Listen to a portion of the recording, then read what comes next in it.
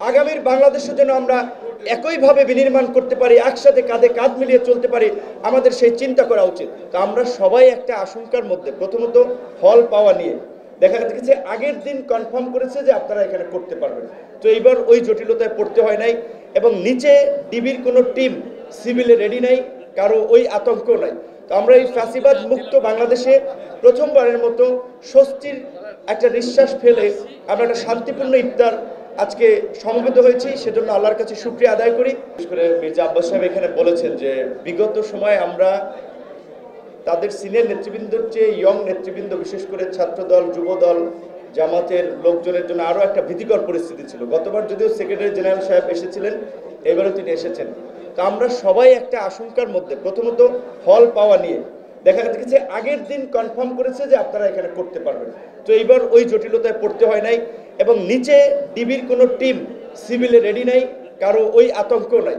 তো আমরা এই ফ্যাসিবাদ মুক্ত বাংলাদেশে প্রথমবারের মতো স্বস্তির একটা নিঃশ্বাস ফেলে আমরা একটা শান্তিপূর্ণ ইফতার আজকে সমবেত হয়েছি, সেজন্য আল্লাহর কাছে শুকরিয়া আদায় করি যে আল্লাহ আমাদেরকে এই মুক্তির ব্যবস্থা করে দিয়েছেন।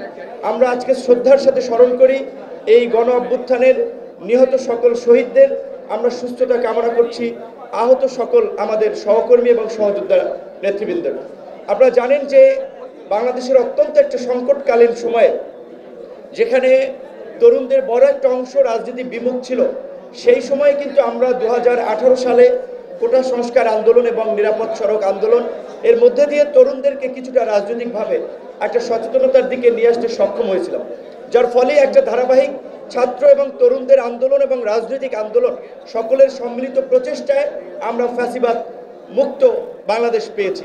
আজকের এই ফ্যাসিবাদ মুক্ত বাংলাদেশে যেন নতুন করে কোনো ফ্যাসিবাদ তৈরি না হয়, নতুন করে আমাদের যেন কোনো সংখ্যা তৈরি না হয়, সেজন্য আমাদেরকে সর্বশেষ আব্বাস সাহেব যেটা বলেছেন এটাই আসলে বাস্তবতা, যে আমরা এখানে সব রাজনৈতিক দল মত পথের ভিন্নতা থাকা সত্ত্বেও যেমন একই টেবিলে আমরা বসে ইফতার করছি, আমরা এখানে সমবেত হয়েছি।